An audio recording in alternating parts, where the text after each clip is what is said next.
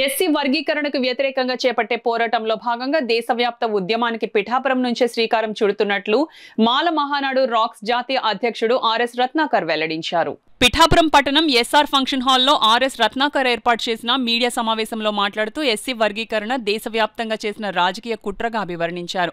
ఈ మీడియా సమావేశంలో మాల మహానాడు నాయకులు కొప్పుల ప్రేమ్బాబు, బల్ల సత్యనారాయణ, సలాది బాబులు, ఏమని సత్యబాబు తదితరులు పాల్గొన్నారు. తెలుగు రాష్ట్రాల్లో 59 ఎస్సీ కులాలు ఉన్నాయి మిత్రులారా. ఇందులో మనకి రిజర్వేషన్ వల్ల 15% అని చెప్తా ఉన్నారు, కానీ 100 వేకెన్సీస్లో 15 ఇస్తా ఉన్నారు. That is 15%. ఇక ఈ 15 సీట్లన్నీ మన ఎస్సీ కులాలు తెలుగు రాష్ట్రాల్లో 59 కులాలు సమంగా పంచుకుంటే 100లో ముగ్గురికే 3 to 4 మెంబర్స్కే రిజర్వేషన్ వల్ల బెనిఫిట్ జరుగుతుంది మిత్రులారా.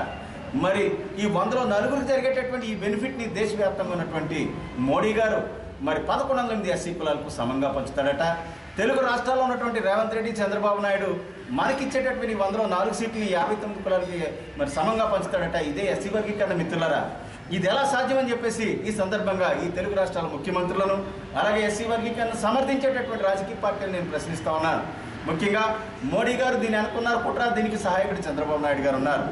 మరి దేశవ్యాప్తమైనటువంటి దళిత సోదరులారా, भाई और बहनों सुनिए, एससी आरक्षण वर्गीकरण के बहाने देश भर में सभी राजनीतिक पार्टियां दलितों की एकता को कमजोर कर रही है.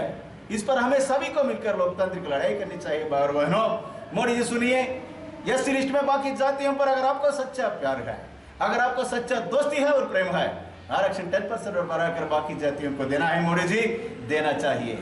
आप कर सकते तो यह काम करे, लेकिन दलित जातियों को विजित ना करे. मोदी जी, यह काम देश के लिए अच्छा नहीं है. मोदी गाరు ఎస్సీ లిస్ట్లో ఉన్నటువంటి మిగతా ఎస్సీ కులాలకు మీరు మంచి చేయాలనుకుంటే మీరు ఎస్సీ రిజర్వేషన్ ఇంకో 10% ఇచ్చి పెంచి మిగతా కులాలకు ఇచ్చేయండి. వారికి మీకు నిజంగా వారి మీద ప్రేమ ఉంటే ఆ పని చేయడం తప్ప దళితుల మధ్య చిచ్చు పెట్టొద్దన్న విషయాన్ని మరి ఈ సందర్భంగా గుర్తు చేస్తా ఉన్నాను.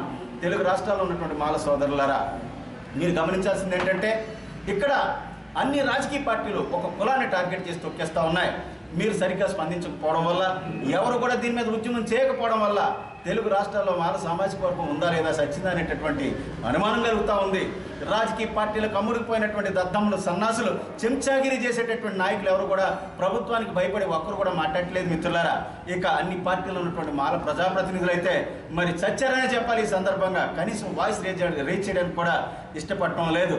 అలాగే తమిళ సహోదరి సహోదరుಗಳೇ, మరి కన్నడ సహోదరి సహోదరులారా, ಎಲ್ಲರಿಗೂ వణకం. ఈ రకంగా దేశం మొత్తం మీద దళితులపై కుట్ర జరుగుతూ ఉంది. కాబట్టి మనమంతా ఐక్యంగా పోరాడవలసినటువంటి అవసరం ఉందని చెప్పేసి అన్ని రాష్ట్రాల్లో ఉన్నటువంటి దళిత సోదరులందరికీ విజ్ఞప్తి చేస్తా ఉన్నాను. ఈ ఎస్సీ వర్గీకరణ తప్పు.